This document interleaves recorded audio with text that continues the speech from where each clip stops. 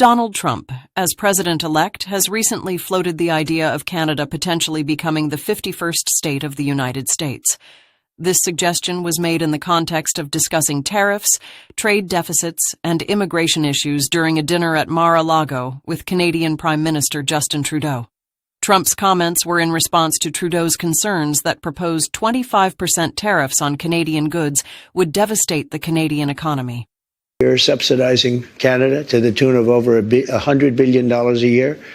We're subsidizing Mexico for almost $300 billion.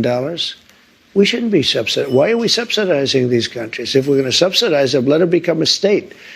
We're subsidizing Mexico, and we're subsidizing Canada, and we're subsidizing many countries all over the world.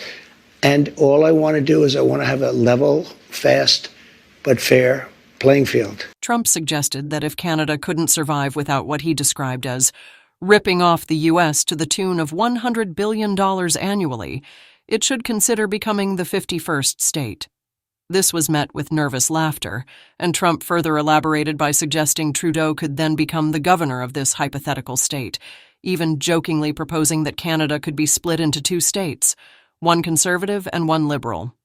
The bottom line is that Justin Trudeau is a weak leader, and he gains no respect from countries all around the world. Canada should have a strong, smart leader with the brains and backbone to put our country first. And that's what I will do. We will have common sense conservatives will put Canada first. We will remove the crippling taxes and debt that have weakened our country under Trudeau. We will unleash the production of our resources to make ourselves more economically independent.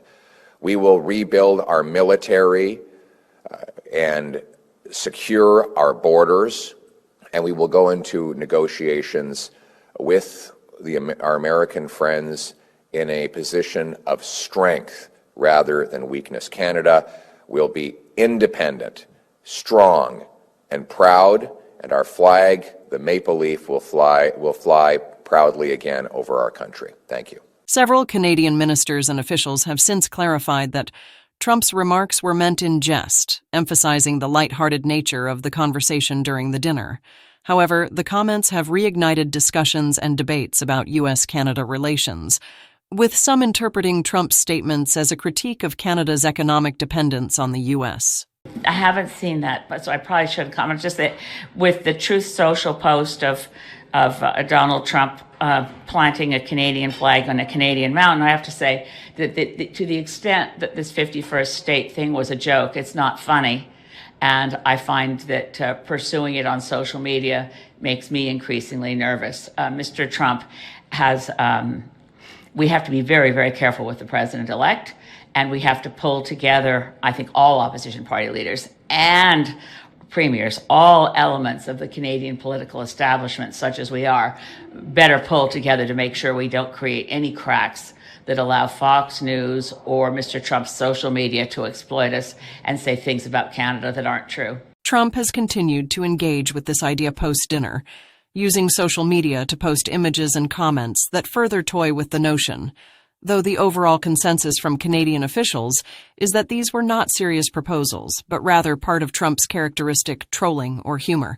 This has been a topic of conversation on both sides of the border, with some in Canada expressing discomfort or amusement, while others see it as an extension of Trump's unpredictable diplomatic style.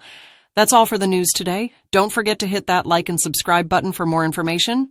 Have a fantastic day. Eh?